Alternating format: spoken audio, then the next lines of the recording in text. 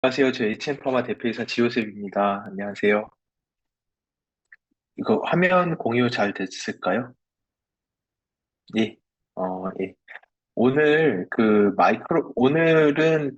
매번 언제나 하다 보면은 마지막에 그 질의응답 시간에 하는 게 무척 좋더라고요. 오늘은 여러 번 들어보셨던 분들도 꽤 있을 테니까 가급적이면은 가장 핵심이 되는 내용 위주로 좀 설명드리고 마이크로바이옴과 우리 아이 건강 성장과의 상관관계에 있어서 마이크로바이옴, 그리고 면역계에 대한 교육, 그리고 면역계가 교육이 됐음에도 불구하고 문제가 생기는 장누수에 대한 현상, 장누수가 촉발하는 근육과 성장 저해, 억제, 이런 것들, 그리고 어떻게 마이랩을 통해서 장내미생물의 다양성을 높일지, 이런 내용들에 대해서 하고, 마지막에 최소한 15분.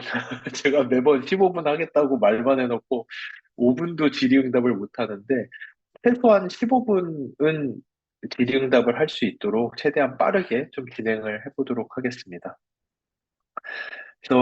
저희 회사 제가 언제나 빼놓지 않고 설명하는 저희 홀자펠 교수님이시고요. 홀자펠 교수님 혹시나 오늘 처음 들어보시는 분들도 계실 테니까 저희는 HM 파마라는 회사입니다. 저희는 미생물쟁이들이 모여서 만든 회사이고요.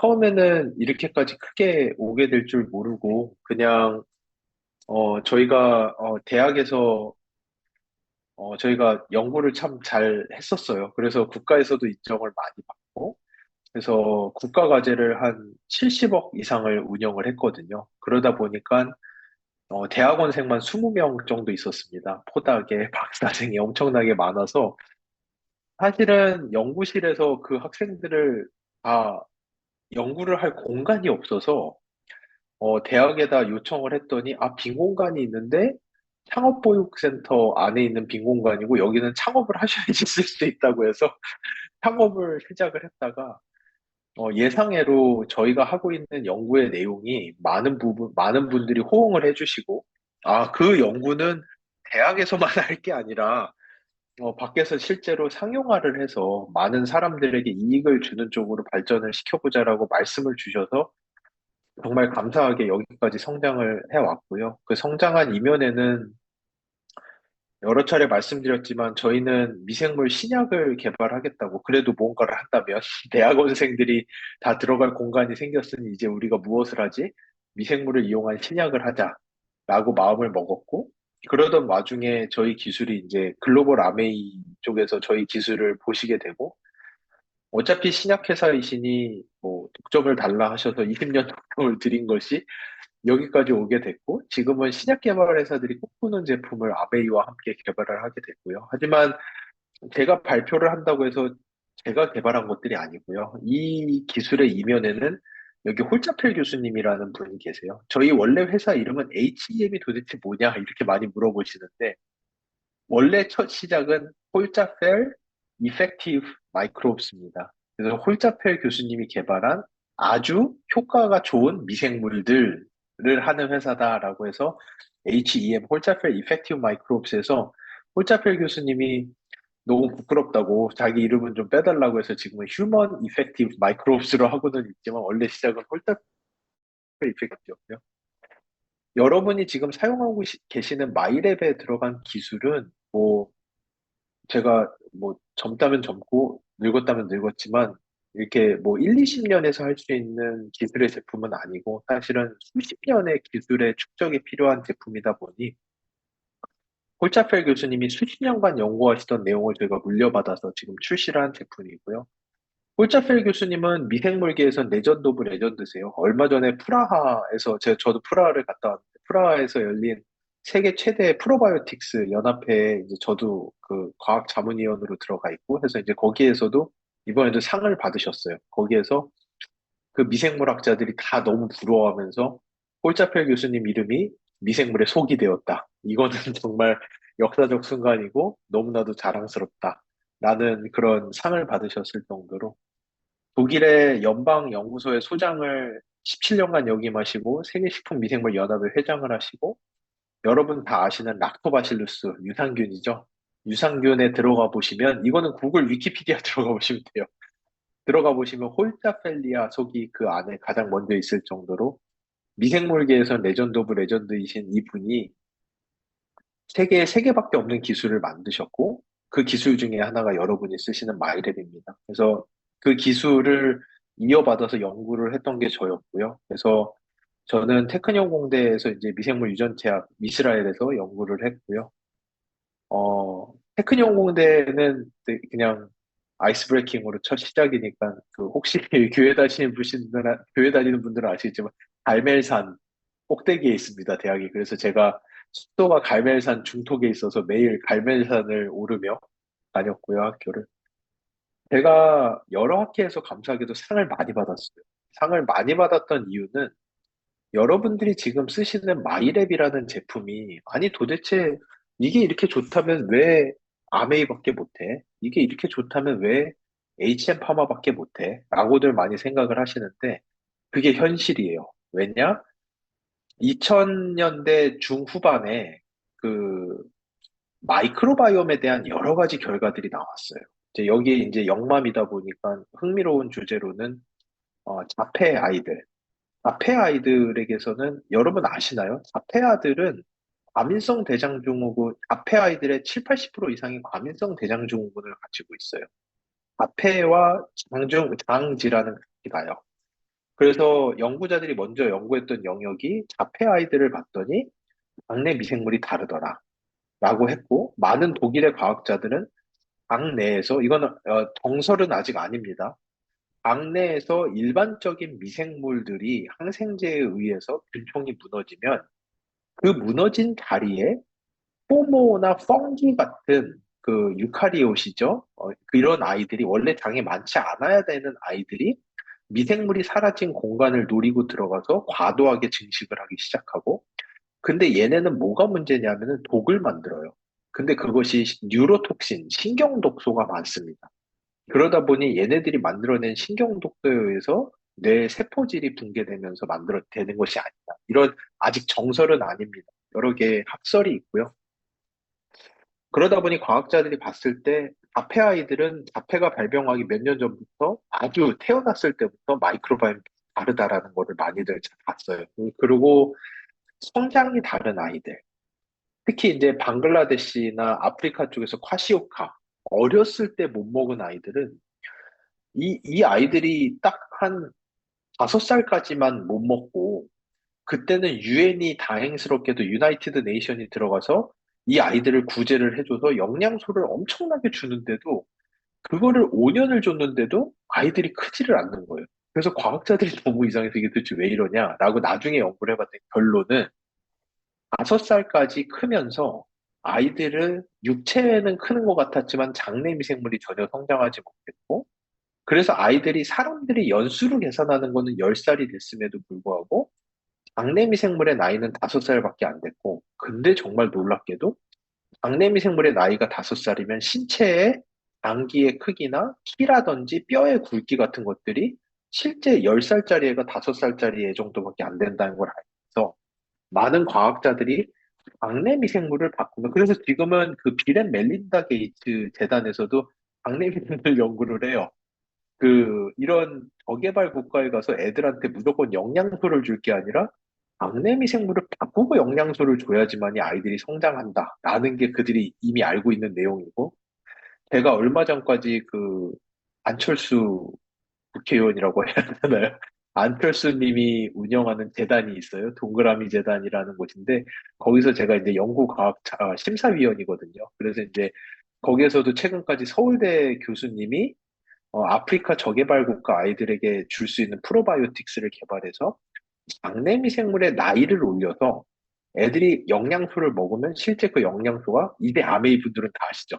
혈액까지 가게끔 해서 실제 아이들이 성장을 할 수 있게 하는 연구를 3년간 진행을 한 것도 제가 심사를 맡은 바가 있었을 정도로, 이제 아이들의 성장, 어, 아이들의 인지, 뇌기능, 면역계 기능, 아토피, 그러니까 뭐 알러지, 장내미생물에 의한 것이란 건 다들 알아요. 그게 2000년대 중후반에 이미 다 알았어요. 문제는 그럼 이제 장내미생물을 어떻게 바꾸냐는 거예요. 바꾸고 싶은데 바꿀 방법이 없는 거죠. 그래서 그때 가장 많이 했던 게 많은 회사들이 장내미생물은 너무나도 복잡해서 하나의 장기와 같아서 이거는 우리가 조절하는 게 아니라 다른 사람의 장기 이식하듯 다른 사람의 똥을 통째로 이식해야 돼. 라는 것이 대부분의 과학자들의 정설이었어요. 그래서 대부분의 회사와 대학은 장내미생물의 이식으로 많이 갔고요. 그게 FMT라고 하죠. 다른 사람의 똥을 캡슐에 담아서 이제 그거를 캡슐로 먹는 형식을 많이 취했고요. 저희 같은 곳만 장내미생물을 타겟팅을 해서 바꾸자. 시뮬레이팅 기술을 이용해서 바꾸자라는 것을 해왔고, 그거를 하면서 제가 참 많은 상을 받았어요. 예, 그래서 제가 상 받은 게 2010년대 초반이거든요. 저희 연구는 2000년대 중반부터였어요. 그게 지금 2022년에 저희가 출시했으니까 제 일생을 바친 걸 여러분들이 지금 사용하고 계시는 거예요. 제가 박사 때부터 상 받아가면서 개발했던 것들이 십몇 년이 지나서 여러분들이 제품으로 지금 쓰고 계시는 그 산물입니다. 예. 이, 잠시만요. 저희 혹시 계시는 소리가 들리시나요? 약간 진- 조금씩 들립니다. 근데 뭐 이렇게 불편하진 않으신 정도인가요? 아, 죄송해요. 잠시만. 걔가 너무, 이렇게 제가 왜 저러는지. 잠시만요. 죄송합니다. 잠시만요.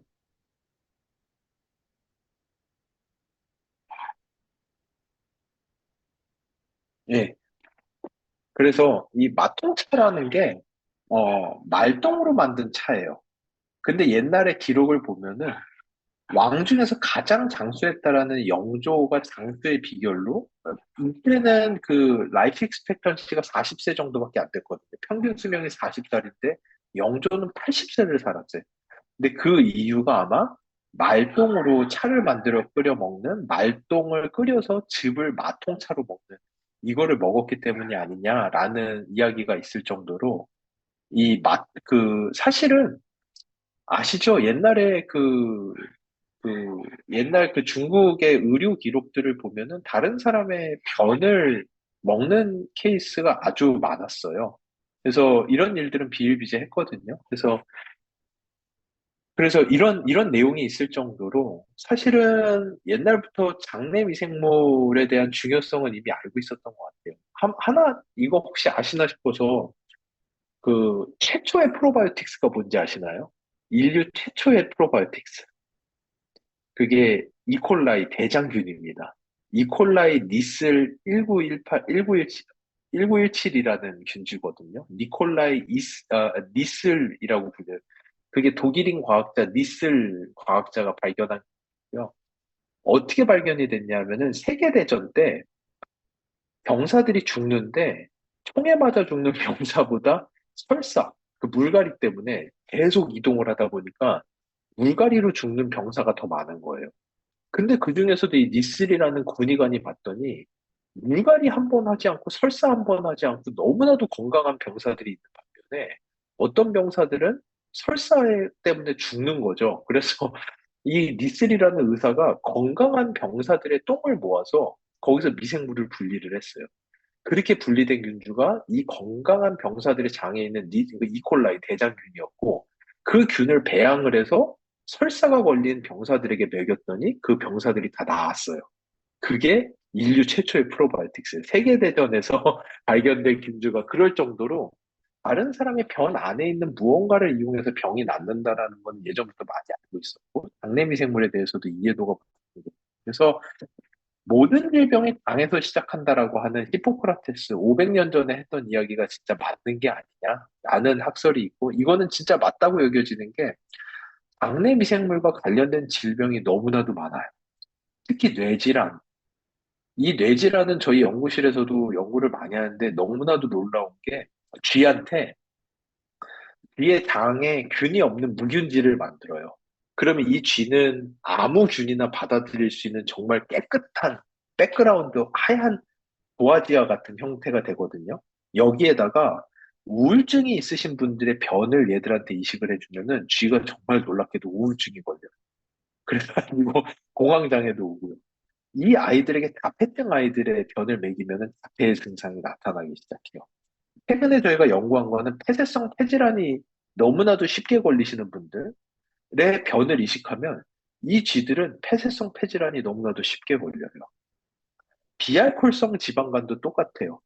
이것도 어, 술을 정말 조금 먹었는데도 비알코올성 지방간이 있으신 분들의 변을 이식받은 쥐는 술을 진짜 몇 잔 안 먹었는데도 이미 지방간이 생성이 되기 시작해요. 이럴 정도로 장내 미생물이 만들어내는 물질들에 의해서 사람의 질병이 왔다리 갔다리 한다라는 거는 학계의 정설입니다. 이제는 특히나 어린아이들 같은 경우에 더 하죠. 예전에 했던 얘기인데 이게 너무 중요해서 요거에서 이어서 좀 더 말씀을 드릴게요.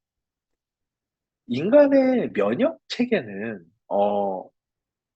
그 면역이 뭐라고 생각하시나요? 저는 면역을 한 문장으로 정의해 보세요라고 하면은 인간이 자연과 소통을 하는 방식이라고 저는 생각을 해요. 그러니까 인간은 혼자 사는 게 아니잖아요. 저의 주변 환경 속에서 살고 있는데 그 말인즉슨 저희가 주변 환경을 알아야 돼요. 그리고 주변 환경 중에서 공격을 할 적이 무엇이고 공격을 하지 말아야 하는 것이 무엇인지를 정확하게 알아야 돼요. 그러다 보니까 여러분, 연구자도 그 예전에 말씀드린 것 같은데 암세포가 우리 몸에서 하루에 100만 개씩 암세포가 생기는 건 알고 계시죠? 하루에 100만 개씩 암세포가 생기는데 면역세포가 그거를 매일같이 다 죽이고 다니기 때문에 실제 그 암세포가 자라질 않는 거예요. 우리 몸 안에서. 우리는 암에 걸리지 않아요. 왜냐하면 면역계가 제대로 작동을 하면. 근데 나이가 들면서 면역세포가 눈이 멀어서 바보가 되면서 암세포를 찾지 못하면은 암이 너무나도 쉽게 걸리기 시작하는 거예요. 그게 과학자들이 발견한 옛날에 이제 이론이었는데 어떤 과학자들은 60세쯤에 발동되는 스위치가 있어. 그래서 왜냐? 모든 사람은 이상하게도 60세가 넘어가면 암이 걸려. 너무 당연한 거라고 생각하지만 과학계에서는 되게 큰 질문이었어요. 왜 사람은 60세가 넘으면 암이 걸릴까? 라는 거는 도대체 무슨 스위치가 있나? 어차피 똑같은 암인데 왜 20살에는 안 걸리고 60살에만 걸리지? 라는 게 질문이었는데 결국 요즘에 알려진 거는 면역세포가 바보가 되면서 너무 오랜 기간이 지나면서 면역세포가 노후화가 되면서 면역세포가 더 이상 암세포를 찾지를 못하고 그래서 놓치게 된 몇몇 개의 암세포가 너무 크게 자라서 암이 된다라는 거는 요즘에 학계에서 거의 정설로 받아들여지고 있습니다. 근데 우리 몸 안에 있는 암세포랑 내 나의 장기를 구별하는 거는 박사생한테 그 두 개를 주고 현미경을 들여다보면서 구별을 하라고 해도 구별하기 쉽지 않을 정도로 세포의 모습은 유사해요.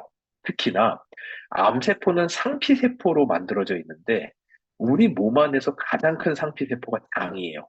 우리 몸에 9m짜리, 8m짜리 테니스 코트 하나만한 면적이 전부 다 상피세포로 되어 있는데 그게 장입니다. 그러다 보니까 우리 면역세포가 바보가 되면은 가장 먼저 공격하는 게 장이에요. 왜냐? 장세포가 암세포랑 가장 유사하게 생겼기 때문에. 그래서 면역계 이상 반응이 오면은 가장 많이 발병하는 게 크론병, 염증성 장질환, 아주 약한 버전에선 과민성 대장증후군, 이런 것들이 가장 먼저 일어나게 돼요. 그러다 보니 면역세포가 똑똑하려면은 나와 내가 아닌 것을 정말 잘 구별을 해야 돼요. 그런데 문제는 면역세포가 밖에 외출을 나갈 수가 없잖아요. 우리 몸 안에밖에 없잖아요. 우리 몸 안에 있으면서 우리 몸 안에 있다 보니까 나는 정말 잘할 수 있죠. 나는 매일 보고 있으니까. 근데 내가 아닌 거를 봐야 돼요. 그래야지만이, 이게 나고, 이건 내가 아니구나. 얘도 살아있지만 이건 내가 아니구나. 살아있다고 해서 다 내가 아니야. 이런 애들은 공격을 해야 돼. 이런 거는 공격을 하면 안 돼라는 거를 가장 잘할 수 있는 존재가 미생물이에요. 우리 몸 안에 있으면서도, 밖에서 들어왔으면서도, 우리 몸은 언제나 똑같은데, 똑같지 않아. 매일같이 새로운 것들이 들어오는데, 다 살아있는데, 내가 아니야. 이런 것들을 우리 면역세포가 공부할 수 있는 것은 장내 미생물밖에 없어요. 그러다 보니까 우리 몸의 면역세포의 70%가 장 주변에 붙어서 장내 미생물을 보면서 매일같이 공부를 하는 거예요. 얘는 살아있어, 돌아다녀. 근데 나는 아니야. 이런 게 내가 아니구나. 이게 나구나. 그거를 알아야 되는 거고, 그게 18세, 솔직히 말씀드리면 16세 이전에 다 끝나요. 16세까지 박내미생물을 얼마나 다양하게 해놓는지가 우리 면역세포가 얼마나 똑똑한지랑 거의 똑같아지는 거예요. 그러다 보니까 이 논문에서도 이야기하는 게 아기 면역세포의 아기 면역세포의 첫 교육, 엄마, 미생물, 그리고 놓친 기회들. 아기들 장으로, 16세 이전에 아기들 장으로 들어가는 물질들은 우리 면역세포의 백과사전이에요. 면역세포는 그거를 매일같이 구경하면서 이 세상에 무엇이 있는지를 구경을 하게 되고, 그럼으로써 우리 면역세포가 이 세상과 소통하는 법을 알게 돼요. 그게 우리 몸의 비밀인 거예요. 그래서, 근데 문제는 이 어렸을 때 면역 체계의 특별한 점에 있어서 장내 미생물이 면역 체계를 교육하는 거 제가 방금 말씀드린 이게 안 돼 버리면은 아이들은 이 오퍼튜니티, 교육을 받을 수 있는 기회를 가진 아이들은 장내 미생물이 다양한 아이들이고 이 아이들은 건강한 이뮨 임프린팅, 각인이 새겨져요. 그러니까 각인이라는 거는 이제 아시겠죠? 면역세포가 교육을 많이 받은 거예요. 가방끈이 길어요, 얘네는. 그래서 서울대 출신이야. 그래서 쉽게 안 까먹고, 아, 이건 암세포야. 이건 나야. 이걸 왜 공격해? 야, 이건 땅콩이잖아. 뭐 굳이 이런 걸로 발작을 해. 알러지 같은 거 필요 없어. 야, 미세먼지에 왜 이렇게 발작을 해? 서울대 나온 애들인 거예요. 너무 똑똑해. 어렸을 때 다이버스 마이크로브가 있으면.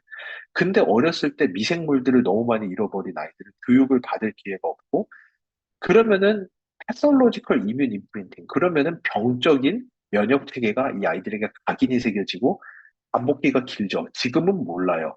근데 40세가 넘어가면서 우두두두두 대사질환, 당뇨, 자가면역질환, 크론병, 과민성 내장증후군, 류마티스 관절염, 염증성 장질환 난리가 나는 거죠. 그러고 너무나도 당연히 이런 아이들은 암에 걸릴 확률도 나이가 들었을 때 월등히 높아요.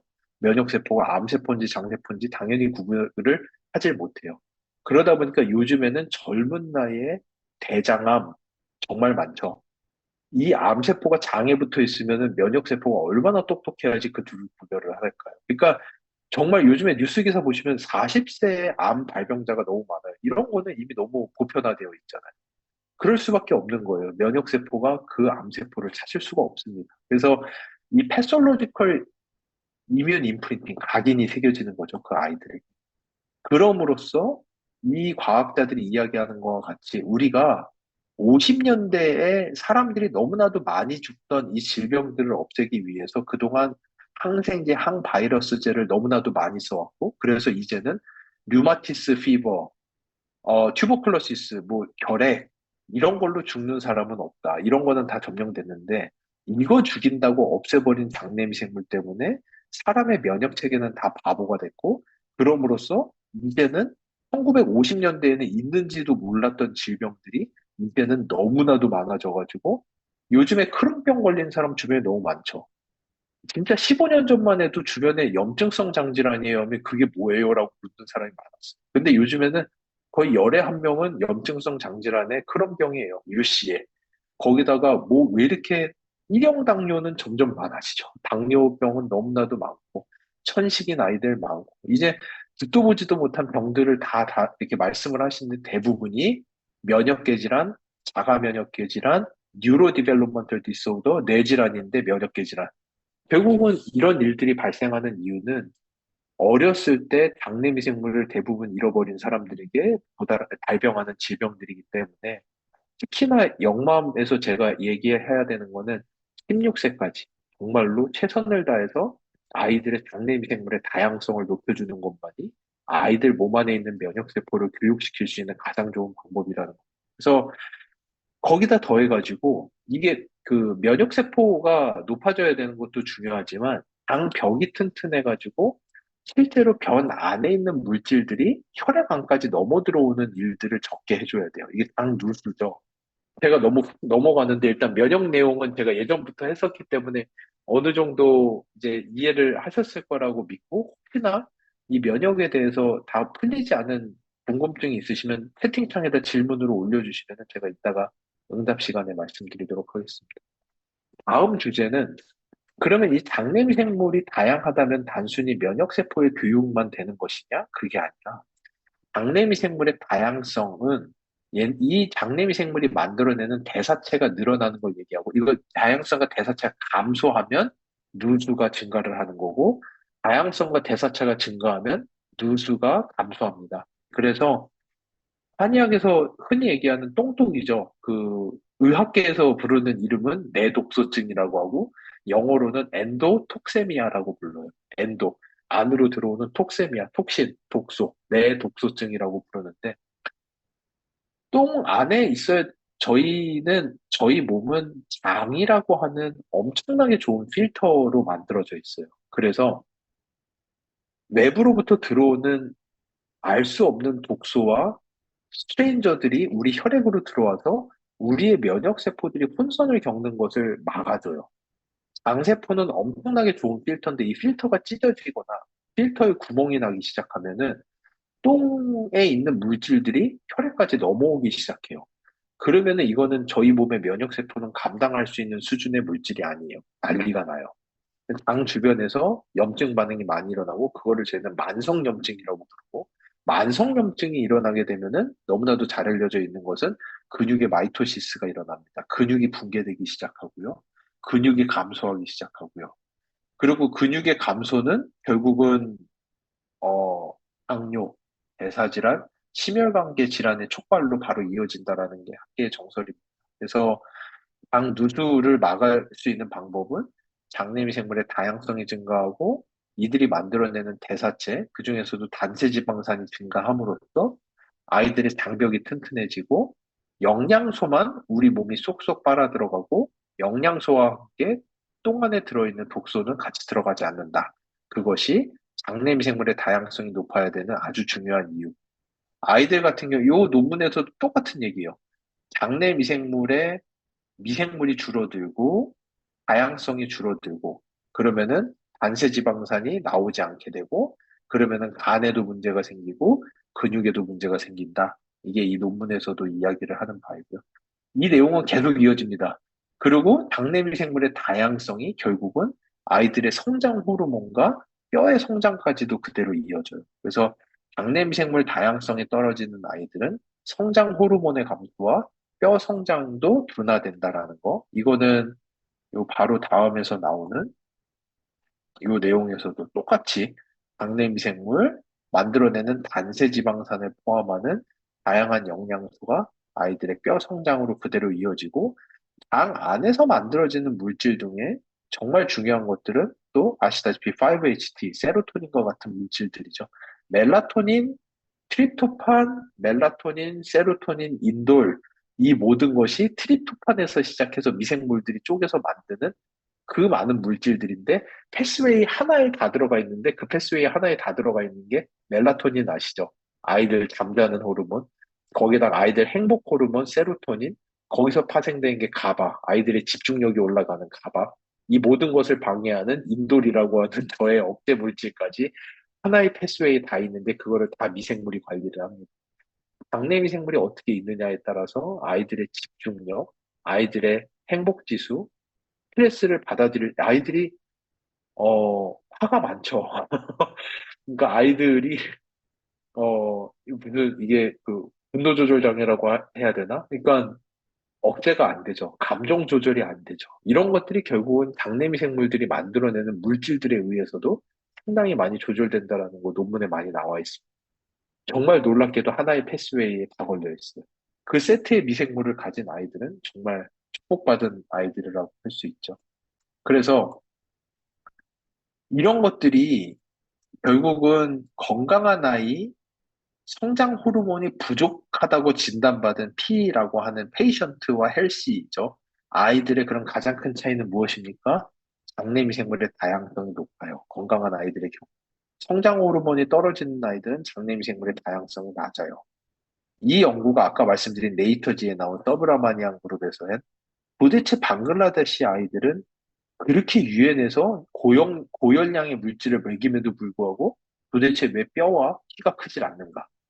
여기가 나오는 게 크로놀로지컬 에이지. 그러니까 애들이 태어난 지 10년이 됐어요. 애들이 태어난 지, 뭐, 여기 보시면 크로놀로지컬 에이지는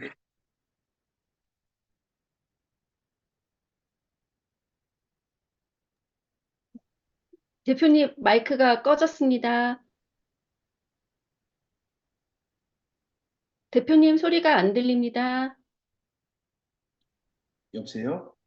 네, 이제 들립니다. 갑자기 끊겼죠. 죄송합니다. 네네. 죄송합니다. 예, 예, 예. 그래서 방금 이렇게, 아이들 나이 예, 얘기하시던, 예. 아이들의 실제 크로놀로지컬 에이지 실제 나이는 12살인데, 마이크로바이옴 나이는 6살인 거예요. 이런 아이들은 실제로 뼈의 크기와 키가, 뼈의 두께와 키가 6살 아이와 유사하다. 그러니까 내가 태어난 지 몇 년 지난 게 몇 년 지난 게 문제가 아니라 내 장내미생물의 나이가 몇 살인지가 아이들의 성장에는 훨씬 더 중요하다라는 게 이 논문의 내용이었습니다. 그래서 이것도 이제 아토피 관련이죠. 면역계 질환이 있는 아이들. 아토피가 있는 아이들은 장내미생물의 다양성이 월등히 낮다. 그러니까 장내미생물 다양성이 높을수록 아토피가 잘 안 걸린다. 이건 제가 처음에 설명드린 내용을 이해하시면 너무 당연한 거예요. 우리 면역세포가 똑똑해져서 뭐를 공격해야 되는지, 뭐를 공격하지 않아도 되는지 너무나도 잘 알고 있다. 과민 면역 반응은 면역이 약해서 걸리는 게 아니라 면역세포가 똑똑하지 않아서 걸리는 거예요. 그래서 면역세포가 똑똑해지면은 대부분의 알러지들은 감소하기 시작합니다. 장내미생물 다양성이 높아지면은 알러지 반응, 아토피 반응, 이런 것들은 전반적으로 감소할 수밖에 없어요. 그래서 거기에다 이제 세 번째 주제 넘어가고 제가 슈퍼 리스폰더에 대한 내용만 하고 가급적 질의응답으로 넘어갈게요. 그리고 너무나도 잘 아시다시피 방금 말씀드린 대로 장내 미생물은 또 하나는 뭐냐면은 면역도 그렇지만 인간이 저희는 자연 속에서 살고 있잖아요. 자연이 우리 몸 안으로 들어와서 자연과 함께 살아야 되는데 정말 놀라운 구조가 인간과 자연이 만나는 중간의 연결고리가 장내 미생물이에요. 얼마나 많은 장내 미생물이 있는지가 우리 주변에 있는 이 무수히 많은 자연계를 얼마나 잘 활용할 수 있는지 이제 관계가 되는 거죠. 그래서 제가 그냥 제가 정말 쉽게 아이들에게 이거를 설명을 해주신다라고 생각을 하면은, 어, 저희가 자연계를 얼마나 받아들이는지가 어떻게 보면은 아이들 입장에서는 얼마나 큰 슈퍼파워가 있는지와 직결될 것 같아요. 근데 영화를 보면은 마블에서 슈퍼히어로들이 나오죠. 근데 놀랍게도 이 슈퍼히어로들은 뮤턴트들이라고 불려요. 근데 엄밀히 얘기하면 과학계에서 뮤턴트, 돌연변이라는 거는 유전자를 잃어버린다라는 거를 뜻해요. 근데 어떻게 유전자를 잃어버리는데 슈퍼파워가 생겨? 그러니까 과학자들은 마블을 보면은 이해가 안 가죠. 그러니까 그, 그거는 무슨 말이냐면은 내가 티코가 있는데 티코를 타다가 엄청나게 여기저기 들이받고 가로수도 들이받고 다른 차도 막 들이받았고 다음날 나왔던 얘가 BMW 7 시리즈가 돼 있더라. 이런 얘기랑 똑같아요. 내 유전자를 계속해서 잃어버렸는데 내가 월등히 고도화된 슈퍼파워를 갖는 무엇인가로 되어 있다. 이건 말이 안 돼. 그래서 마블이 현실이 되려면은 인간은 근데 더 놀라운 거는 모든 인간은 똑같은 수의 유전자를 들고 있어요. 24만 개 정도 돼. 그게 휴먼 게놈 프로젝트, 인간 유전자 분석 연구, 휴먼 게놈 프로젝트를 하기 전에는 과학자들 상상 속에서는 월등히 좋은 유전자를 가진 사람, 병에도 안 걸리고 건강한 사람이 100개의 유전자를 들고 있다면 암도 잘 걸리고 건강하지 않은 사람은 유전자가 한 80개밖에 없을 것 같아. 라고 상상을 했는데 웬걸? 끝나고 났더니 모든 사람은 똑같은 숫자의 유전자를 가지고 있어요. 하지만 나중에 봤더니 월등히 유전자가 많은 사람들이 있어요. 슈퍼파워를 가진 사람들이 있어요. 그 유전자의 개수는 어디에서 우리가 늘릴 수 있느냐? 장내 미생물이 가진 유전자를 우리의 실제 생활에서 사용하기 시작하면은 장내 미생물의 유전자가 우리의 유전자가 되고 장내 미생물이 다양하다라는 거는 그만큼 많은 수의 유전자를 가지고 있다라는 것과 똑같고 그렇게 되면 이제 과학자들이 이해하는 선에서 어떻게 누군가는 슈퍼파워를 가질 수 있는지를 이제는 설명할 수가 있어요. 장내 미생물을 다양하게 가진 사람은 그 사람이 하루 동안 사용하는 유전자의 양이 장내 미생물이 적은 사람에 비해서 월등하게 많고 그 말인즉슨 그 사람은 슈퍼파워를 가진 사람입니다. 그래서 저희가 이 슈퍼파워를 다른 사람에게 이식을 하는 프로젝트를 하나 만들었죠. 그게 엔자임 바이오미. 이게 뭐였냐면은 저희가 정의를 한 슈퍼파워는 소화를 정말 잘 시키는 사람. 도대체 이 사람들은 우리 자연계를 어떻게 자기 걸로 이렇게 잘 만들어?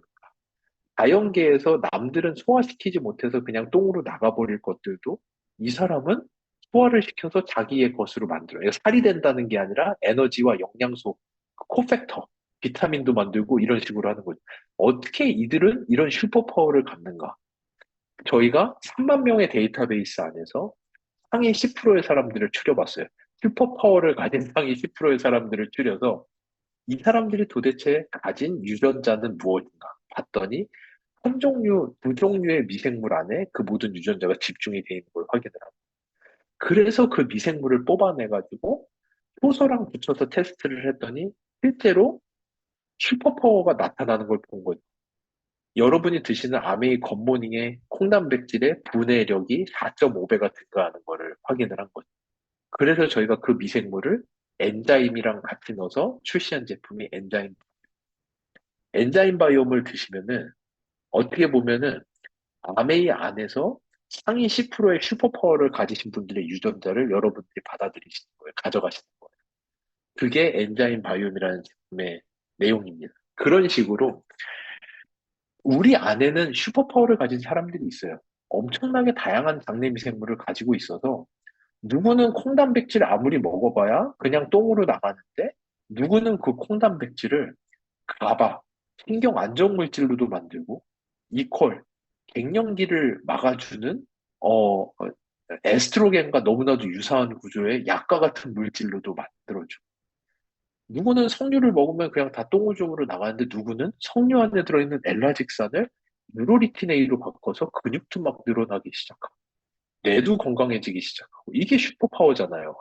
똑같은 걸 하는데 누구는 슈퍼파워가 있는 거예요. 그래서 그 슈퍼파워가 있는 사람들을 저희는 슈퍼 리스펀더라고 부르고 그 슈퍼 리스펀더들의 유전자를 지금 추리고 있어요. 그래서 제품에다 섞어서 그 유전자의 캐리어는 미생물입니다.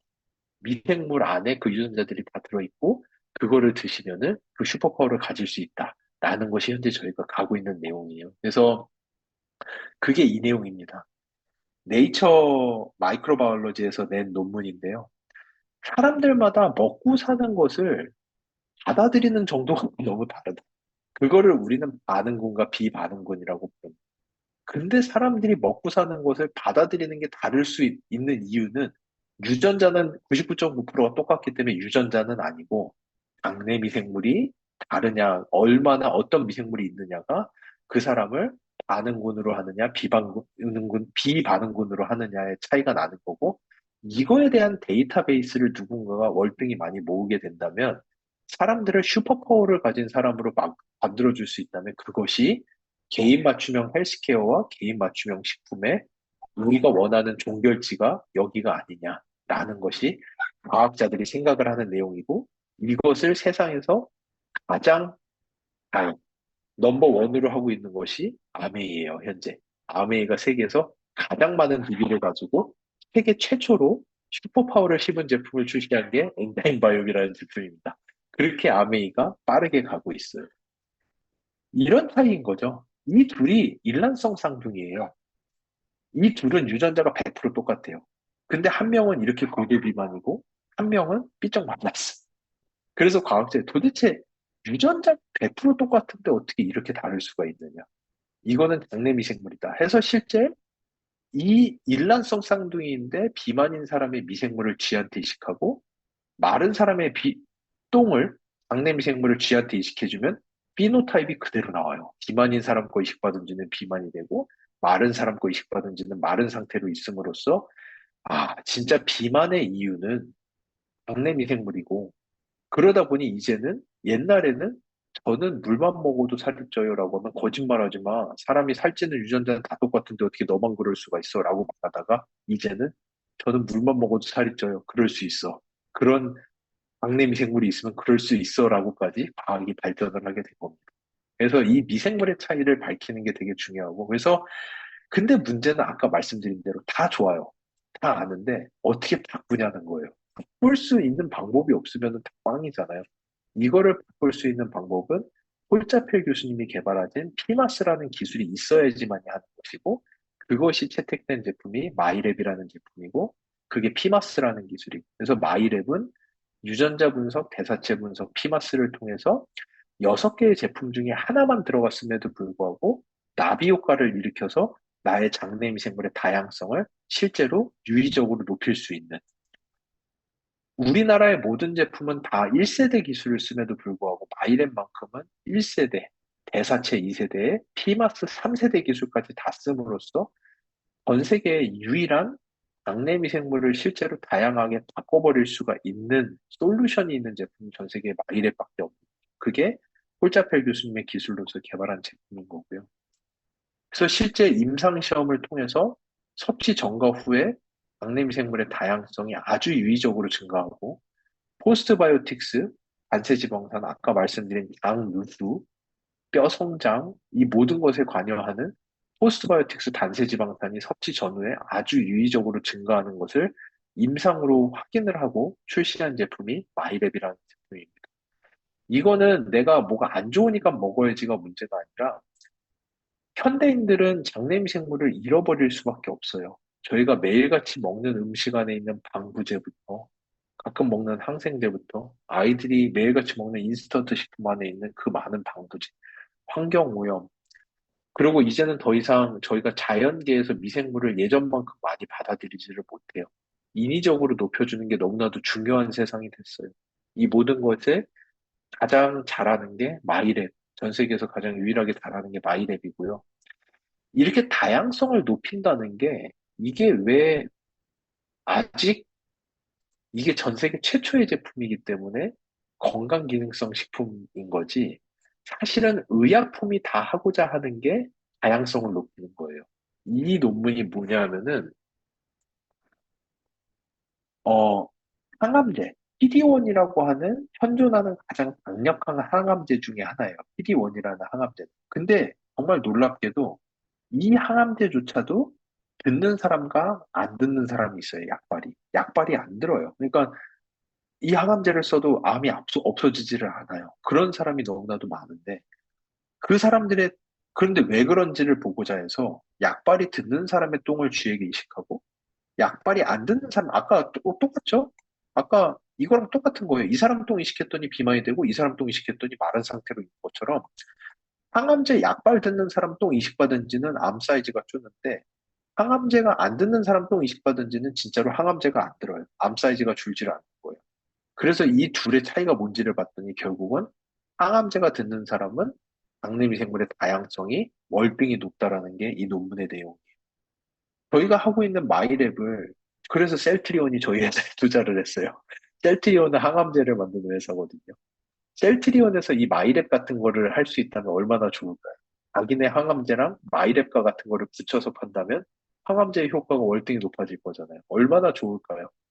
신약 개발 회사들이 꿈꾸는 제품이 마이랩과 같은 제품이에요. 근데 이거를 그 신약 회사들보다도 7, 8년 전에 먼저 본 게 글로벌 아메이였고, 글로벌 아메이는 지난 7, 8년을 한국 아메이와 함께 연구를 해서 건강기능성 식품 수준으로 출시를 했다라는 게 전 세계 과학계가 믿을 수가 없는 일인 거예요. 이건 진짜 도대체 왜, 왜 이렇게까지 해야 되냐고 진짜 반문을 할 정도고. 그래서 세계 최초로 만들어진 다른 사람의 똥을 이식하는 캡슐, SER109라고 하는, 이거는 C. difficile infection이라고는 불치병을 치료하는 치료제인데, 이것도 결국은 diversity, 장내미생물 다양성을 높이는 게 목적이에요. 근데 높일 수 있는 방법이 없기 때문에 장내미생물이 다양성이 높은 헬시 도너, 건강한 기증자의 똥을 그대로 캡슐에 담아서 이거를 먹는 게 유일한 방법이에요.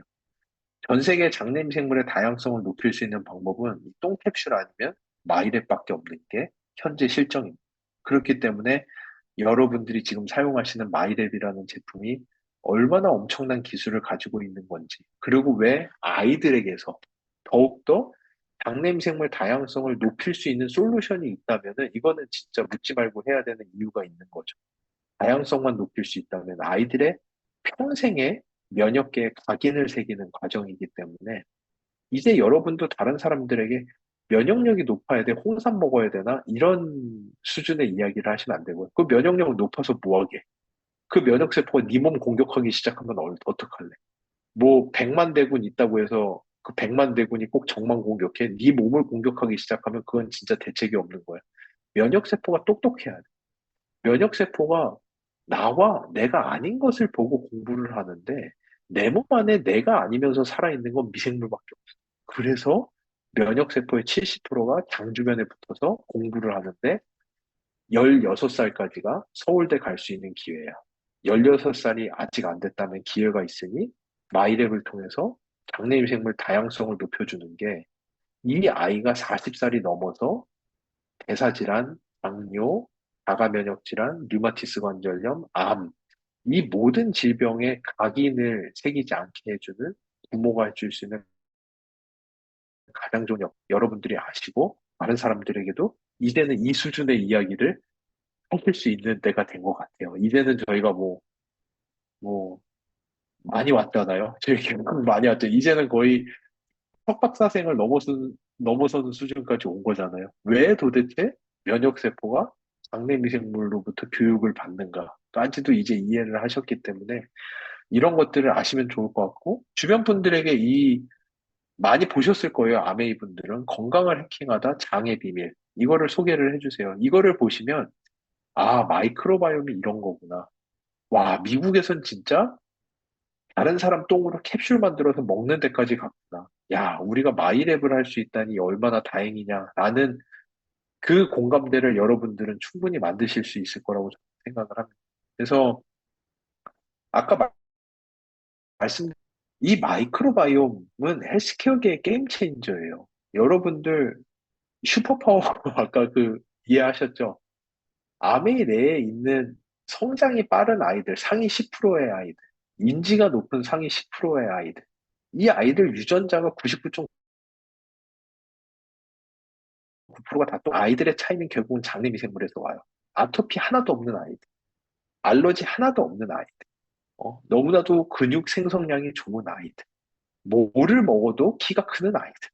이 상위 10%의 슈퍼파워를 가진 아이들의 데이터베이스가 아메이 안에 다 있고, 그리고 그 유전자를 미생물을 통해서 아이들에게 전달할 수 있는 방법도 개발을 하고 있어요.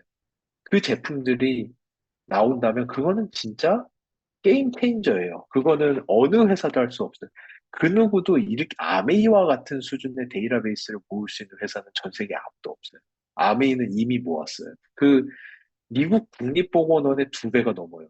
저번 달 기준으로 4만 8천 내고요. 연속성 데이터예요. 아이들이 성장을 하는 속도를 측정하고 있어요. 성장세가 엄청나게 빠른 아이들의 슈퍼파워를 이식을 할 준비가 되어가고 있어요. 그래서 여러분들 앞으로 아메이에서 나오는 제품들이 얼마나 세상에 없는, 세상을 놀래키는 정말 혁신적인 제품들이 나오는지, 그 혁신적인 제품들 이면에는 저희는 솔직히 피마스 기술 하나밖에 없었어요. 아메이 분들이 하신 거예요. 솔직히, 진짜 솔직히 말씀드리면, 저희 엔자임 바이옴도 아메이에서 아이디어 주셔서 만든 거고요. 저희도 보지 못해서 정말 어설프게 20년 독점을 드린 거를 아메이 글로벌은 그때부터 이미 생각을 하고 있었어요. 그리고 아메, 아메이 분들은 또한 이 돈도 있어요. 연구도 여러분들이 놀랄 만큼 할 재력도 있어요. 아메이는. 그러니까 전 세계에서 비교할 수 없는 기업이라고 저는 생각을 합니다. 거기에다가 ABO 분들이 맘먹고 DB 모으기 시작하면은 전 세계가 지금 깜짝 놀라는 거예요. 진짜 언더독의 반란입니다. 정말 아메이 분들이 마음 먹고 DB 모으기 시작하면 미국 국립보건원은 저리 가라라는 걸 전 세계가 알기 시작했어요. 이것들이 합쳐지면은 거기에다 아메이가 무슨 뭐 대충 만들어 파는 회사도 아니고 엄청난 퀄리티 컨트롤을 추구하는 아메이의 제품력까지 합쳐져 버리면은 이거는 전 세계 유일한 제품이 마이랩뿐만 아니라 앞으로도 엄청나게 많이 나올 수 있기 때문에 저희 다 같이 이제 어디로 가는지 다 알잖아요. 그 길을 같이 만들어 간다라고 생각하시고 왜 다 만들어서 주지라고 하지 말아 주시고 여러분들이 개발자라는 거를 아시고 함께 이 여정을 해나가면 참 좋을 것 같습니다. 네. 제가 막판에 너무 말이 빨라졌어요. 제가 약속 한 15분을 오늘도 지키지 못했지만 10분이 남았거든요. 제가 채팅방을 보고 질의응답을 조금이라도 할 수 있도록 해보겠습니다. 감사합니다. 네. 네.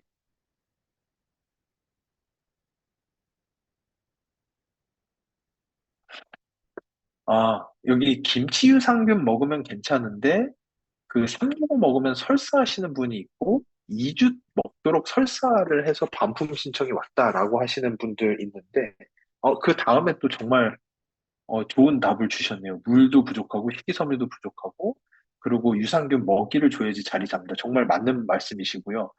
그리고 요런 게 있어요. 또 한 가지는, 요거 정말 맞는 말씀이시기 때문에 물이나 식이섬유를 같이 좀 많이 드시는 거 당연히 권장드리고요. 또 하나는 사람마다 방 안에 미생물이 얼마나 있어요? 라는 질문은 정말 어려운 질문이에요. 왜냐? 이렇게 생각하시면 돼요. 저희가 저수지를 만들어 놓고 물을 다 받았어요.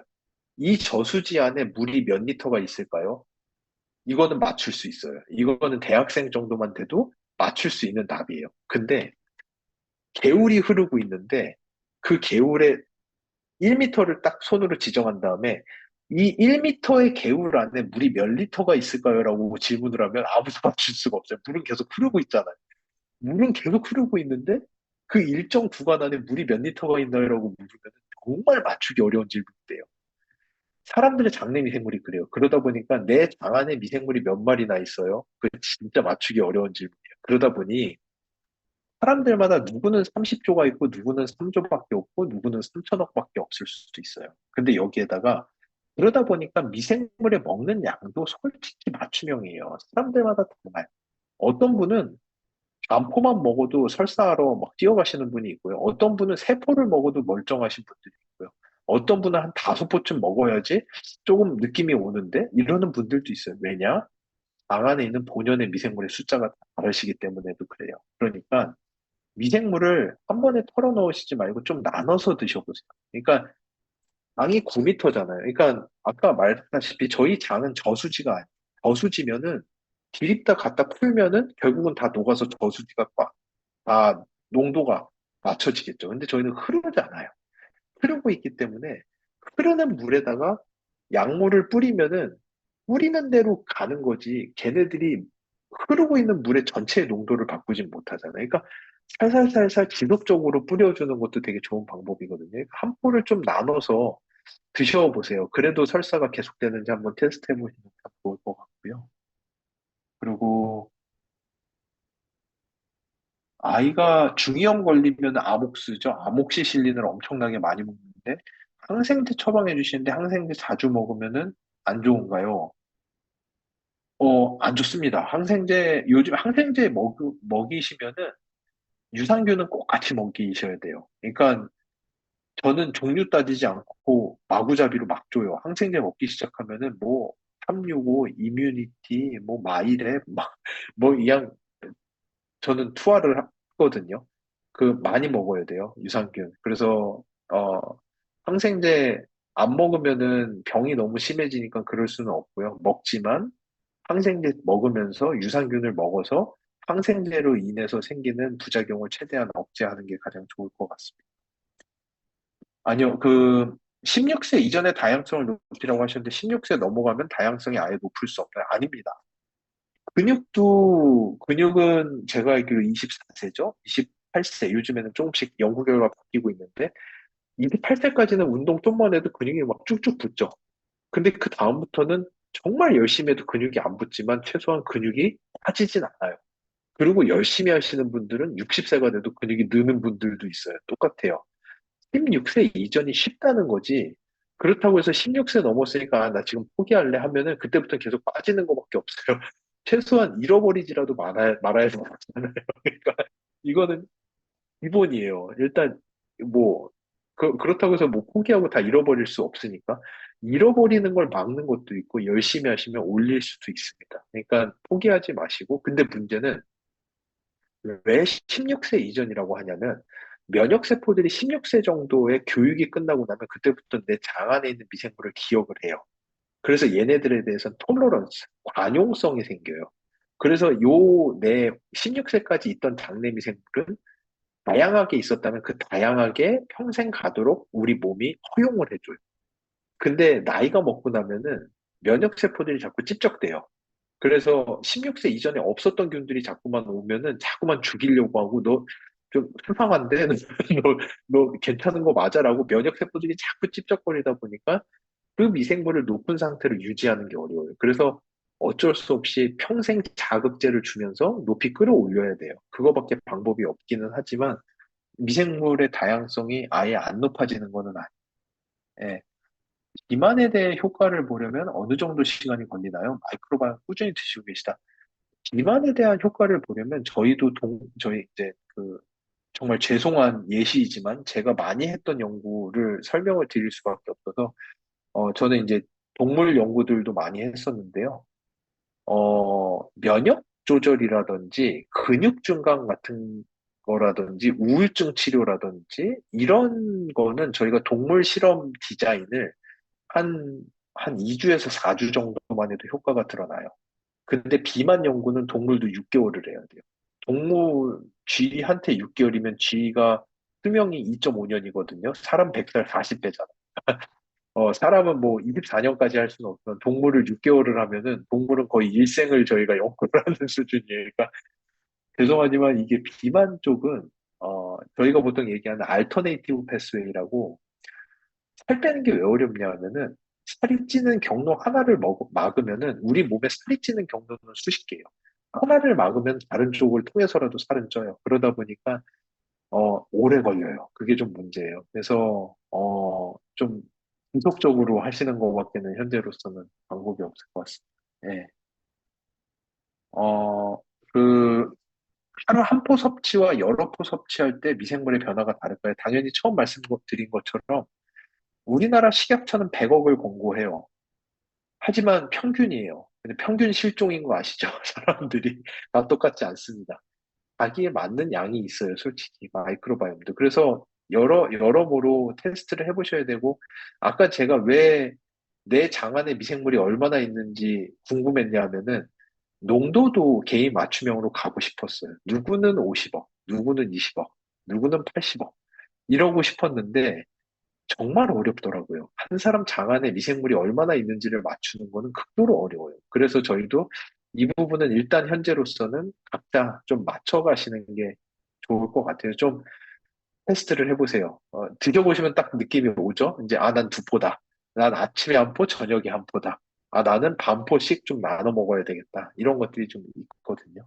그래서, 어, 마이랩 결과 포스트바이오틱스 균형이 상위 20%, 건강 관련 장내 미생물이 평균 대비 다 낮다. 상위 20%면 장내 미생물이 건강하다는 거 아닌가? 일반론의 오류예요. 그러니까 그 장내 미생물 포스트바이오틱스 균형은 장내 미생물이 만들어내는 대사체의 양이 많은 거예요. 그러니까 장내 미생물이 감사하게도 유익한 물질을 만들어내는 기능이 상당히 좋다라는 뜻입니다. 그러니까 이런 거는 있을 수 있어요. 장내 미생물 다양성이 엄청 높음에도 불구하고 포스트바이오틱스가 되게 낮을 수 있어요. 왜냐? 이분은 공장은 100억짜리 공장을 지어놨는데 가동률이 안 나오는 거예요.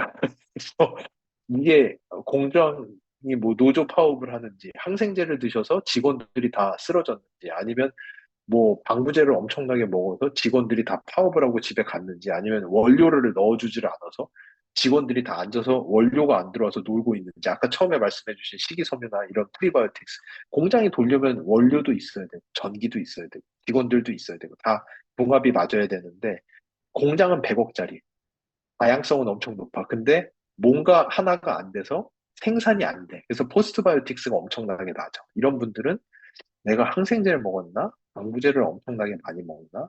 내가 미생물들의 먹이를 충분히 안 주나? 내가 파이토뉴트리언트를 안 먹나? 이런 것들을 좀 고민해 보시면 좋을 것 같고요. 포스트바이오틱스 균형이 좋다라는 거는 미생물들이 만들어내는 영양소가 좋다라는 거지, 그렇다고 해서 미생물들의 종류가 다 좋다라는 뜻은 절대 아니에요. 그럼에도 불구하고 질병과 관계가 되어 있는 미생물들은 많을 수 있어요. 그리고 또 하나, 아직 과학적으로 저희가 아직 접근하지 못한 거. 다양성이 높다라는 거지, 좋은 미생물의 다양성이 높아요. 또는 다양성은 높지만 이 중에서 몇 프로가 안 좋은 미생물들이기 때문에 여기까지는 저희가 아직 못 갔거든요. 거기도 저희 데이터베이스를 통해서 앞으로 가야 할 영역. 그러다 보니, 꼭 포스트바이오틱스나 다양성이 높다고 해서 그 구성도 되게 좋다라고 말할 수는 없습니다. 그래서 그런 식이었으면 저희가 그래프 하나로 끝냈을 거예요. 근데 그래프를 하나로 끝낼 수가 없어서 여러 개의 그래프로 만들어 놓은 것이기 때문에 그렇게 생각해 주시면 좋을 것 같고요. 제가 뒤쪽부터 했어야 되나? 죄송해요. 앞쪽을 가다 보니까 질문이 너무 많아서 다 못할 것 같은데요. 제가 뒤쪽 질문 한두 개만 하고 마치겠습니다. 그,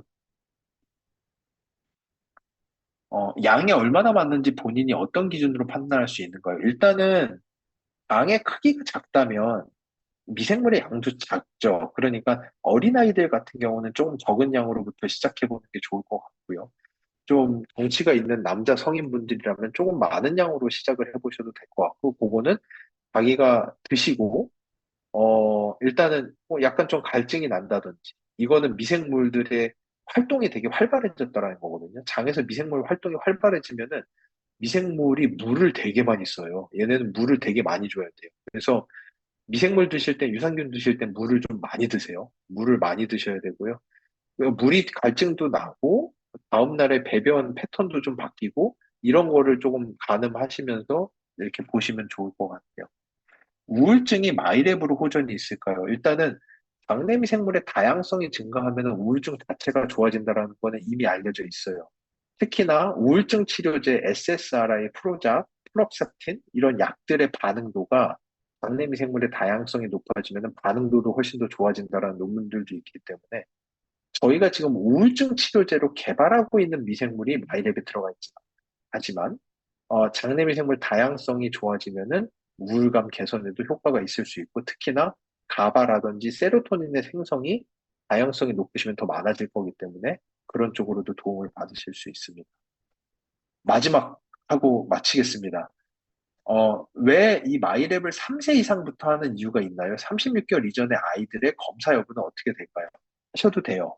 하지만 36세가 되기 이전에는 막내 미생물이 너무나도 빨리 변해요. 그래서 저희한테 뭐라고 하지만 말아주세요. 이게 36개월 이전에 검사하시면은 첫 번째 검사, 두 번째 검사가 이거 얘네 잘못 검사한 것 같은데 이게 어떻게 애가 이렇게까지 변해? 라고 하실 가능성이 높아요. 36개월 이전엔 장내 미생물이 정말 빠르게 변해요. 왜냐? 우리 몸이 그걸 허락을 해줬어요. 왜냐? 다양한 미생물을 만나서 면역세포를 교육을 시키려다 보니까 우리 몸의 면역세포가 막는 게 없어요. 그냥 다 받아들이고. 그러니까 막 1, 2주 안에도 장내 미생물이 엄청나게 바뀌어요. 그러다 보니 맞춤형은 언제나 최소한 6개월 동안 좋은 효과를 내줘야 되는데 솔루션에 대한 적합도도 자꾸만 바뀔 수밖에 없다 보니까 가급적이면 마이크로바이옴이 안정기에 접어든 36개월 이후에 하셔라고 하는 거를 추천을 드리고요. 그러니까 저희가 마이랩을 하면서 정말 많은 해프닝들이 있었어요. 이게 분석을 하는데 분석치가 절대 안 나오는 거예요. 와, 저희가 이런 일이 정말 흔치 않은데 분석치가 너무 안 나와서 정말 죄송하지만 저희가 재체변을 요청드리는 케이스 많지 않잖아요. 정말 죄송하지만 이분은 마이크로바이옴 상태가 너무 안 좋아서 분석이 안 됩니다. 재체변을 한번 부탁드릴게요. 라고 했더니 너무나도 슬픈 소식을 들은 게 그분이 돌아가셨다는 거예요. 몸이 너무 안 좋으셔서 그때 어떻게든 마이랩을 해보시려고 변을 체변을 해서 보냈는데 그러고 결과지 나오기 전에 사실은 돌아가신 거예요. 너무나도 안타깝지만 그 정도로 사실은 마이랩의 결과를 통해서 건강 상태를 보는 것들은 나와요. 장 안에 있는 미생물은 거짓말하지 않아요. 사람은 거짓말을 해도 저는 미생물학이다 보니까 미생물은 거짓말하지 않아요.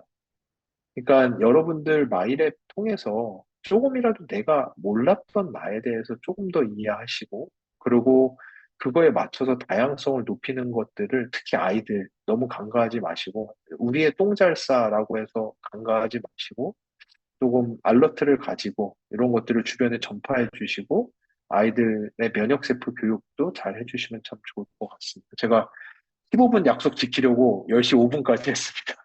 예, 감사합니다. 네, 항상 예, 감사드리고요. 항상 예, 아쉬움이 많이 남을 거라 생각합니다. 음, 저희가 대표님 모시고 또 Q&A 세션도 한번 좀 마련해 볼까, 막 이런 생각도 하고 있습니다. 예, 다들 굉장히 많이 도움이 되셨을 거라 생각하고요. 우리 지호세 대표님께 뜨거운 박수 한번 좀 보내드리면 좋을 예. 것 같습니다. 감사합니다. 대표님 항상 감사합니다. 감사합니다. 영마 예, 만파에 함께 해주셔서. 네. 리더님들 또 혹시 궁금하신 부분 있으시면 또 설문을 통해 남겨주시고요. 오늘 강의에 대해서 또 설문 많이 남겨주시면 좋을 것 같습니다. 대표님, 다음 달에도 또 한번 부탁드리면서 저희는 오늘 이렇게 모두 종료로 마무리하도록 하겠습니다.